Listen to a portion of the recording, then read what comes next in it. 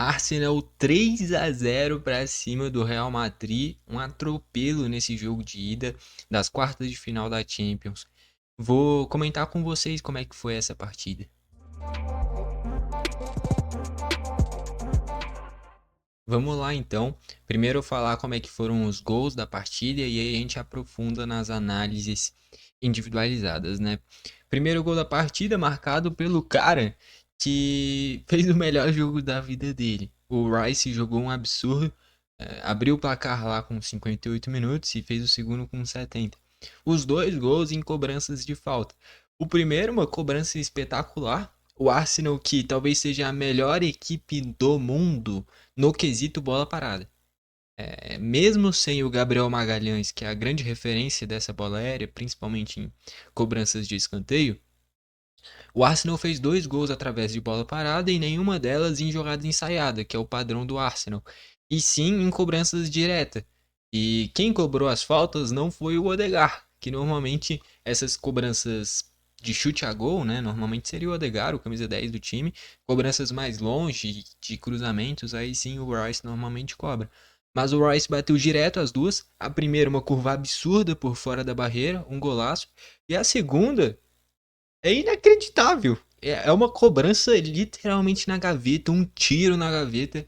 Cara, é um dos gols, talvez o gol de falta mais bonito que eu já vi na minha vida. Tem vários gols bonitos, mas ele misturou uma curva com a força, pra passar da barreira, pra fazer um gol no Courtois, que é talvez o melhor goleiro do mundo ainda. Então, esse segundo gol é um espetáculo. O primeiro uma curva absurda, o segundo é um esculacho. E logo depois de fazer o 2-0 na cobrança de falta, vem uma jogada que tem uma assistência do Lewis Kelly, jogou muito bem, fazendo uma função muito parecida com o que acontece muitas vezes no Manchester City, né? Que é o lateral que vem para o meio de campo. E que o Rico Lewis muitas vezes faz isso pelo City, e o Lewis Kelly muitas vezes fez isso, vim como esse meia entre os defensores, né? O Timber. Daqui a pouco a gente aprofunda nas análises individualizadas. Vê o passe do Lewis Kelly e o Merino finaliza de primeiro, tirando muito bem do Courtois. O Merino jogando de falso 9, substituindo o Jesus e o Havertz, que estão machucados. E aí fechou nesse 3-0. E o Camavinga sem cabeça, né? Já estava amarelado, tem uma falta. Num contra-ataque que o Arsenal ia fazer, o Real rouba a bola, mas com falta. E o Camavinga dá um bico para fora. Já tinha amarelo, levou o segundo e foi expulso. Bem besta isso daí, porque é um Real Madrid ainda com muitos desfalques e agora não vai ter um cara que é muito versátil. O Camavinga poderia jogar tanto de lateral esquerdo quanto de meio campista. E agora não vai ter ele como opção, o Ancelotti. Ele já estava suspenso do jogo de volta pelo amarelo que tinha tomado. Piorou ainda mais tomando o segundo e sendo expulso. Vamos começar aqui pelo Arsenal. No gol foi o Raya. O Raya quase não foi exigido. Eu diria que esse padrão das duas equipes é muito mais o seguinte: é um Arsenal que é muito bem treinado, enfrentando um Real Madrid que tem jogadores melhores. O Arteta montou um estilo de jogo, já vem montando há muito tempo, é um trabalho de longo prazo do Arsenal, que é uma equipe que se defende muito bem, principalmente, e esse é o principal fator para eu achar que dessa vez o Real não vai conseguir reverter esse placar, porque o Real Madrid já teve várias e várias vezes que deu a volta por cima em Champions. Só que dessa vez vai enfrentar um Arsenal que é muito bem coordenado defensivamente. Então, eu de fato não acho, eu não consigo enxergar o Real Madrid metendo 3-4-0 nesse Arsenal, que é um Arsenal que sabe o que fazer com a bola, sabe se defender muito bem. E o Real Madrid, em contrapartida, eu enxergo que é um Ancelotti que lida muito bem com a gestão dos craques do time. Mas em jogo, em repertório de jogo, em repertório de bola parada, de bola rolando mesmo, é um Arsenal que está a anos-luz superior ao Real Madrid, enquanto o Real Madrid lida muito mais com o ego dos jogadores, em saber como coordenar a utilização dos jogadores, potencializar ao máximo o Mbappé, o Vinícius Júnior e até o Bellingham, e deixando o Rodrigo escanteado. É um Arsenal que é o contrário, é um Arsenal que visa muito mais a ideia do jogo, independente de quem vai jogar. Porque, que nem eu falei, tava sem as suas duas referências ofensivas. Sem o Havertz, sem o Jesus, usou o Trossard só no segundo tempo, né? E o Merino fazendo um falso 9. E o Merino encaixou nessa função, isso que é o incrível. Enfim. Então o raio é muito pouco exigido. A linha de defesa, que nem eu estava comentando agora há pouco, o Lewis Kelly vinha para esse meio de campo na criação, o Martinelli descia de ponta para um ala esquerda, o Timber fazia um terceiro zagueiro. Então o Kivior, que já jogou de lateral esquerdo nesse Arsenal, como não tinha o Gabriel Magalhães, ele jogou como zagueiro. E aí o Kivior fazia o zagueiro pela esquerda, o Saliba pelo meio e o Timber pela direita. E aí o Saka fazendo muitas vezes esse ala direito, o Odegaard caindo muito por ali para receber a bola com tranquilidade, o Martinelli descendo para uma ala esquerda. É um Arsenal que consegue montar várias formações sem mexer em jogadores. Então, como eu falei, passa muito pelo Lewis Kelly, saindo da lateral esquerda e vindo fazer um meio-campista. O Manchester City em boa fase dava aula nisso, né? O Stones já chegou a jogar de volante, o Rico Lewis quando joga vem para construção no meio. Muito parecido essa ideia, né? E de fato deu muito certo contra o Real e é muito difícil roubar a bola do Arsenal. O Arsenal em vários momentos, principalmente no primeiro tempo, deixa o jogo chato. Porque o Real, que nem eu falei, é muito mais uma gestão de grandes jogadores do que uma ideia implantada de jogo. Então, quando você enfrenta uma equipe que tem essa coordenação na criação das jogadas, como é o Arsenal, os jogadores do Real ficam perdidos em como roubar a bola. E aí acabava que era uma posse de bola absurda do Arsenal. O Real não sabia como roubar a bola. E não encontrou espaços em contra-ataques. Que é normalmente assim que o Real consegue lidar com esse tipo de jogo. Como o Arsenal estava muito bem defensivamente, eu diria que a única chance boa, a única chance clara do Real foi uma chance no primeiro tempo, que o Mbappé sai cara a cara e finaliza em cima do Raya. Única chance clara do Real que o Mbappé desperdiçou. O Mbappé ainda se adaptando com a camisa do Real Madrid. E em jogos grandes assim tem que ser efetivo, né? Ele desperdiçou a oportunidade e o Arsenal no segundo tempo atropelou, né? Então, assim, o Timber jogou demais, fazendo esse zagueiro pela direita muitas vezes. O Saliba coordenando essa criação das jogadas. O Kivior também muito bem defensivamente. O Lewis Kelly dessa linha de defesa, para mim, o grande destaque, principalmente por ter essa liberdade para chegar à frente. Ele deu a assistência para o gol do Merino, criou boas jogadas. Teve uma jogada que terminou em um grande chute do Martinelli para uma baita defesa do Courtois. E que na sequência o Alaba tirou a bola em cima da linha. Surgiu de uma jogada do Lewis Kelly. Por sinal, ficou 3-0. Mas se fosse para ter um gol a mais na partida, não seria 3-1, seria 4-0, tá bom? Porque o Bellingham tirou a bola em cima da linha, o Alaba tirou a bola em cima da linha. Cara, foi um completo atropelo o segundo tempo. O primeiro tempo, um Arsenal tentando se impor e um Real Madrid especulando contra-ataque. No segundo tempo, o Real Madrid sem os escapes de contra-ataque e o Arsenal nas bolas paradas, né, que são a especialidade desse time, esmagando o Real e passando o trator. No meio de campo, o Thomas Partey coordenando muito bem essa criação das jogadas. O Rice com muita liberdade para chegar à frente. E, que nem eu falei, o Rice fez o melhor jogo da vida dele. Os dois gols, os dois primeiros gols de falta da vida dele. Futebol profissional, pelo menos, né? E ele faz justo contra o Real Madrid, umas quartas de Champions. Eu já queria destacar o seguinte: tá muito se especulando ali, bola de ouro, Rafinha, Yamal, Salah, mas se esse Arsenal ganha a Champions, o Rice e o Odegaard, principalmente, o Saka talvez, vem forte para essa briga de melhor jogador do mundo. Principalmente o Rice e o Odegaard, que são jogadores que são a cara desse Arsenal. O Saka ficou muito tempo machucado, então acho que não. Mas é um jogo espetacular do Rice, tá bom? Eu não acho que o Arsenal vai conseguir ganhar a Premier League, por mais que seja um Liverpool em momento de oscilação, porque é uma diferença de pontos alta. Pode ser que aconteça, mas é difícil. Agora, se o Arsenal ganhar a Champions e a Premier League, provavelmente ou o Rice ou o Odegaard vem forte para a briga da bola de ouro. Enfim, interessante isso daí. O Rice jogou um absurdo. Desde o West Ham ele era fundamental. Tanto é que ele saiu do West Ham e o West Ham nunca mais conseguiu ser competitivo. Ele potencializava muito o Bowen, né? Hoje o Bowen, porra, sozinho nesse time do West Ham, né? Enfim, o Odegaard nem participou tanto, cara. É o cara que. Esse time do Arsenal, o grande problema é que às vezes falta o cara do desequilíbrio. E aí fica muito refém de um passe espetacular do Odegaard e jogada individual do Saka e do Martinelli. Como tem essa bola parada muito aperfeiçoada, através dela conseguiu abrir o placar. Mas se não fosse as bolas paradas, eu acho difícil o Arsenal ter conseguido construir essa margem de gols. Então, assim, às vezes, o Arsenal, se essa bola parada não conseguir entrar, vai ter muita dificuldade porque esses caras do desequilíbrio só tem o Odegaard, o Saka e o Martinelli. O resto são caras muito dentro desse padrão de jogo do Arsenal, de ter a bola, manutenção de posse e às vezes não vai criar tanto justamente por não ter esses caras do desequilíbrio, né? E muito mais do Martinelli, inclusive. O Saka tem essa jogada muito padrão de, por ser canhoto, cortar pro meio. O Martinelli tem um repertório de ir pro fundo, vir pro meio, cruzar, finalizar. E o Odegaard, principalmente, com esses passes diferenciados.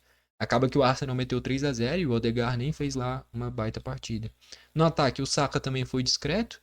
O Merino, espetacular, aproveitando essa oportunidade que ele está tendo de jogar mais à frente. E o Martinelli com boas jogadas fazendo essa ponta esquerda, né? O Valverde jogou de lateral. O Ancelotti, que nem eu falei, é muito mais uma gestão dos jogadores do que uma ideia implantada de jogo. Então, por exemplo, ele tirou o Fran Garcia e foi com o Alaba no lado esquerdo desde o início, e ele não foi com o Lucas Vasquez e foi com o Valverde improvisado. Então, o que ele fez? Ele colocou um cara que tem um cacuete defensivo maior nesse lado direito e colocou um cara mais experiente no outro lado também. Que nem eu falei, é muito mais uma gestão de jogadores do que uma ideia de jogo. O Arsenal é o contrário, entendeu? Porque se o Ancelotti fosse o técnico do Arsenal, provavelmente ele não colocaria o Lewis Kelly num jogo desse. O Arteta teve essa coragem e o Lewis Kelly foi um dos grandes nomes do jogo, entende? Então é muito mais essa diferença. Não tô falando que um é melhor que o outro, mas pro meu time eu escolheria muito mais o Arteta do que o Ancelotti. O Ancelotti é muito mais vencedor, com toda certeza. Mas ideia de jogo o Arteta tem. O Ancelotti é muito mais uma gestão dos jogadores e potencializar os craques, né? Acaba que dessa vez o Arsenal conseguiu neutralizar tudo isso e saiu vencedor. Entrou o Tierney, e aí o Lewis Kelly teve mais liberdade, né? O Tierney fez essa lateral esquerda. O Ben White, zagueiro barra lateral direito também. E o Trossard mais à frente, tirando o Saka e colocando o Martinelli para a ponta direita. Olhando para o Real Madrid agora, o Courtois não conseguiu salvar o Real Madrid dessa vez. Fez grandes defesas. Se não fosse o Courtois, ia ser uma margem ainda maior. Mas é porque a gente está acostumado a ver, por exemplo, esse primeiro gol do Arsenal, a gente está acostumado a ver o Courtois defender. Esse segundo e esse terceiro também, pelo que o Courtois pode fazer, daria para ele defender. Nenhum deles foi falha, mas pelo que a gente sabe que o Courtois pode fazer, ainda mais com a camisa do Real Madrid, a gente sempre fica, o Arsenal vai atacar, atacar, atacar, o Courtois vai defender tudo e no contra-ataque o Vinícius e o Mbappé vão decidir. Essa é a ideia do Real, entende? É muito mais essa gestão dos jogadores do que impor um estilo de jogo. Acaba que dessa vez o Courtois não salvou, nem o Vini, nem o Mbappé estavam inspirados. Real Madrid humilhado. Na linha de defesa, o Alaba até tirou uma bola em cima da linha, mas defensivamente sofreu bastante. E do meio pra frente ele é muito mais um zagueiro do que um lateral. Então não conseguiu criar muito. E fora que o Real nem teve muita bola para ter ultrapassagem de lateral, né? A dupla de zaga, o Rudiger discreto, o Asensio até foi bem, cara. O Real Madrid tomou 3-0, mas mesmo assim o Asensio foi bem. Ainda mais pela idade dele. E o Valverde, jogando de lateral direito, tira muito do verdadeiro potencial dele, né? Que é essa chegada à frente para finalizar. No meio de campo, o Bellingham discreto, o Camavinga sem cabeça, o Modric não tem... Cara, eu achei um erro o Modric desde o início. Se a gente fala de futebol apresentado, qualidade com a bola no pé, o Modric é titular absoluto. Só que era um jogo que o Arsenal ia ter mais a bola e assim, pô, não era jogo pro Modric começar. Era jogo pro Modric vir no segundo tempo. Entende? Pelo menos esse é o meu ponto de vista. E o Modric não tem mais essa pegada, essa intensidade pela idade, né? Então achei que foi um erro ele começar desde o início. E o Rodrigo discreto. O Rodrigo foi um mero operário, um auxiliar do Valverde na parte defensiva. Do meio para frente não fez nada. A todo momento só procurava o Mbappé tentava alguma coisa, perdia a bola e vinha o Arsenal de novo. Então o Rodrigo discreto e era basicamente um auxiliar de lateral do Valverde. Mais à frente o Vinícius não conseguiu fazer nada e o Mbappé perdeu a única chance do Real, cara a cara chutando em cima do raio. Entrou o Lucas Vasquez, abriu ainda mais a parte defensiva nesse lado direito, que aí sim deu liberdade pro Valverde. Só que aí o Vasquez não tem o cacuete defensivo até porque era um atacante comum. Ele foi de um atacante comum para um lateral quebra-galho de um timaço. Entrou o Fran Garcia também no lugar do Alaba, um jogador da posição. E o Brahim Dias no lugar do Rodrigo, porque o Rodrigo não fez nada mesmo. Enfim, no geral esse foi o Real Madrid. Estatísticas 12 chutes do Arsenal, sendo 11 a gol. Uma pontaria espetacular. 9 do Real Madrid, sendo 3 a gol. Então, assim, dessas 3 a gol, a única chance clara foi a do Mbappé, para uma defesa do Raya. E o Arsenal, 11 chutes a gol de 12 chutes, é uma pontaria realmente espetacular. Mais de 90% de aproveitamento do Real, beirando ali 30%. Beirando não, foi 30%. É de fato um aproveitamento espetacular do Arsenal, mesmo sem ter centroavante. E conseguir quase todas as finalizações irem a gol.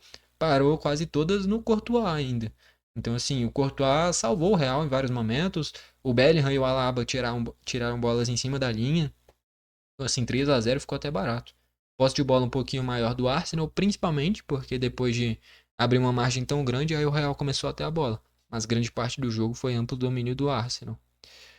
Faltas 8 do Arsenal tendo um amarelo, 9 do Real sem nenhum amarelo. Escanteios 5 a 3 pro Arsenal. E é isso, cara.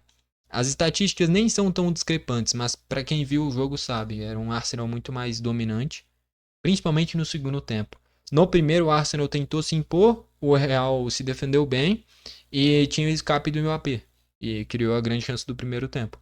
No segundo tempo, o Real perdeu esse escape de contra-ataque e nas bolas paradas o Arsenal foi construindo seu placar e é um time muito melhor, coordenado, mais organizado, com uma ideia de jogo clara. Enfim, craque da partida, eu vou destacar aqui Lewis Kelly e Timber, mas destaque maior para o Lewis Kelly.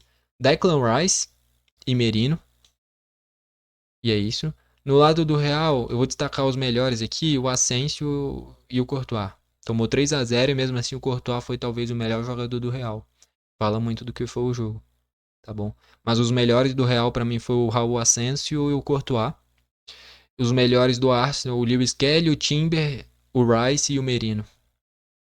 Mas o craque do jogo é o Rice, não tem como. E se não fosse ele, para mim seria o Lewis Kelly. O Lewis Kelly jogou um absurdo nessa construção vindo pro meio e quando vinha na esquerda ele deu assistência pro gol do Merino.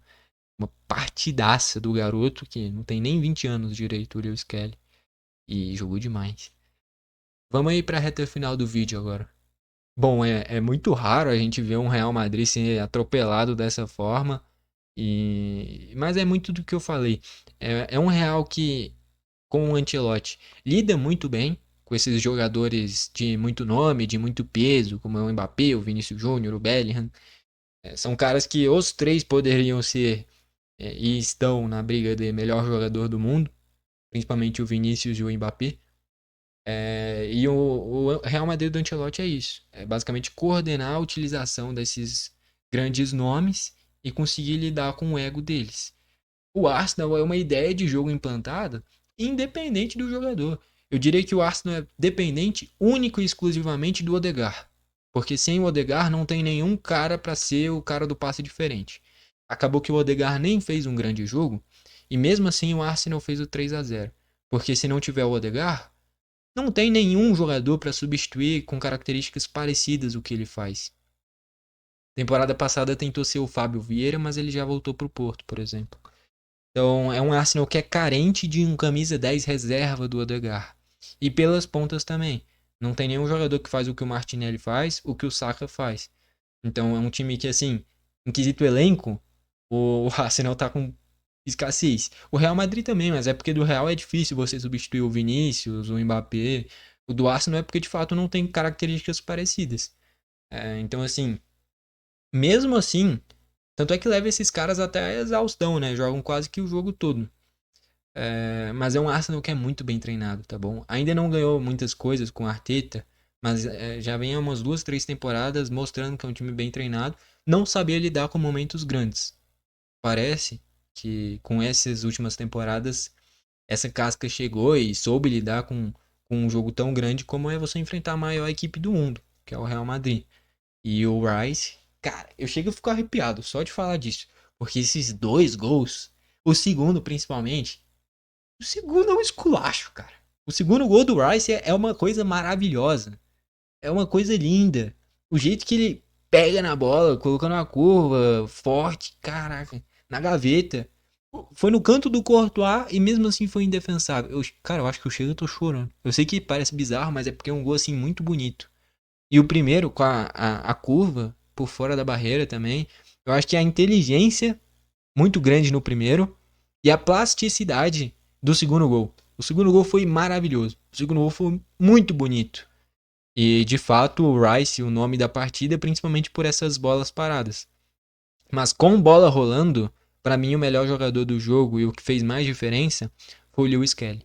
Ele jogou um absurdo, até pouco tempo atrás era reserva, nem entrava. Aproveitou as oportunidades, o Calafiori machucado.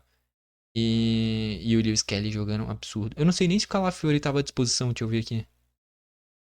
É, não tava. E como o Zinchenko perdeu muita moral no time, o Lewis Kelly aproveitou aí. Cara, com bola rolando, o melhor jogador do jogo foi o Lewis Kelly. Nas bolas paradas, e que foi o que fez os 2 gols e decidiram essa vitória do Arsenal, Rice é o nome do jogo, tá bom? Gostou do vídeo? Deixa o seu like, não gostou, deixa o dislike, não se esquece de se inscrever e ativar o sininho pro YouTube te mandar os vídeos novos. Valeu e falou!